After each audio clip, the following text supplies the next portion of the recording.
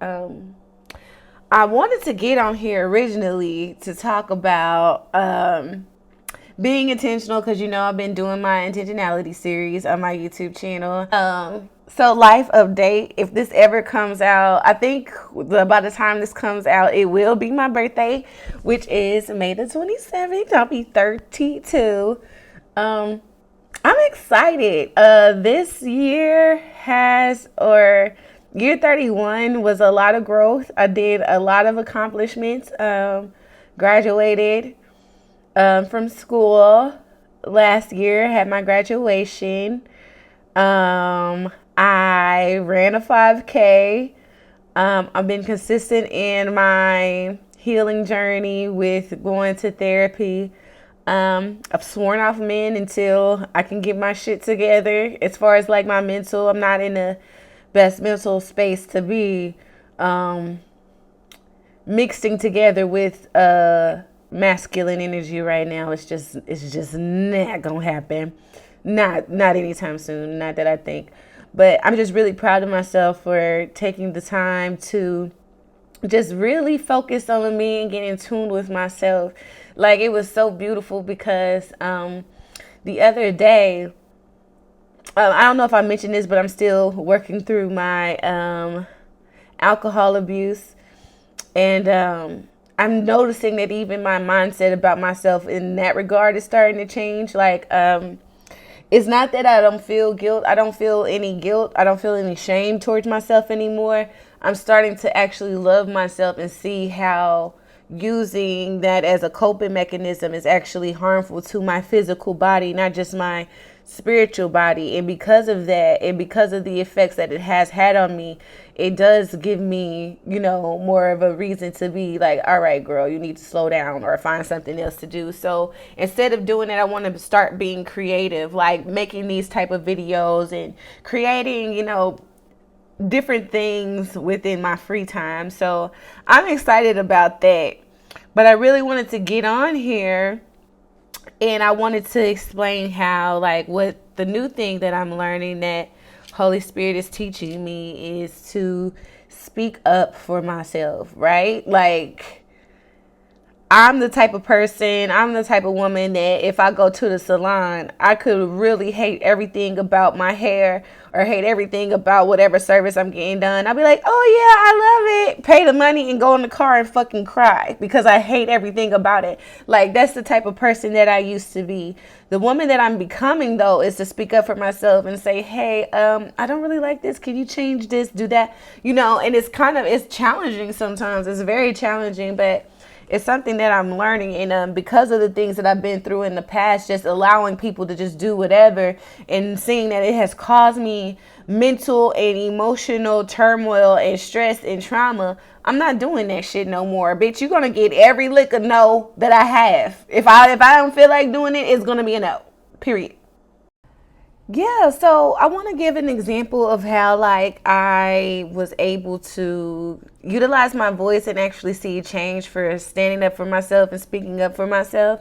So this happened maybe about a month ago. I had experienced a flat tire. I had seen the light on for some time, the low air pressure light, but I just ignored it. I'm like, it's been kind of, different weather. It does that sometimes. My car does that sometimes when the weather switches up. So I didn't think of nothing of it.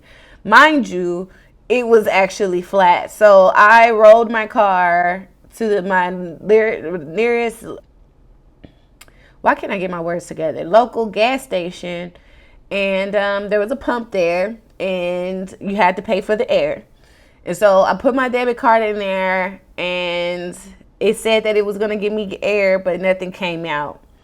So I'm already stressed out. Like, if you are, I don't know if this happens to all women, but I am the type of woman, I hate doing anything that has to do with my car. Like, if I need a car, my car is dirty to right now. You can write a whole sentences on it because I just hate doing anything involved with my car. I don't like getting gas. I don't like getting oil changes. I don't like washing it. Anything that has to do with automobiles, I hate.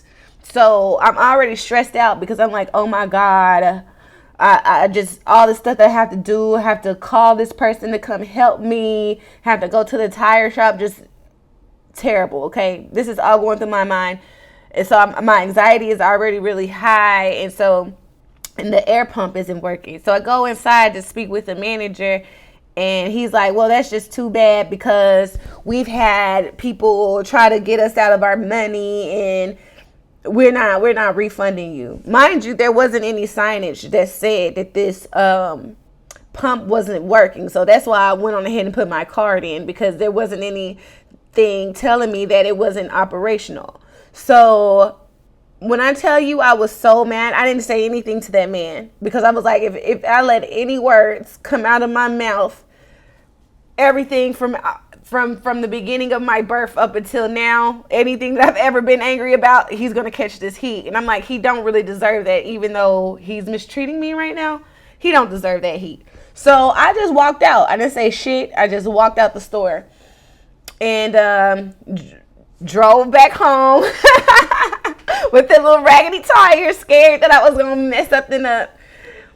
But long story short, I end up calling corporate and letting them know the situation. Even though it was just $2, it was me utilizing to speak up for myself, because normally I would have just let that go. I'm like, it's just $2. Like, you know, it is what it is. But for me, I was already distressed. This is a big ass corporation. Like, y'all can run me my $2. It's not even about the money at this point. It's about y'all robbing me. It's about y'all saying that y'all got something for sale and you don't.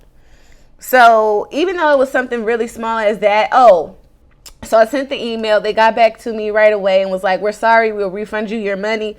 We're sorry this happened. So I go back up there to get my money, because for whatever reason, it was just a thing. And when I get up there, when I tell you every single person in that place was new, it was a new face.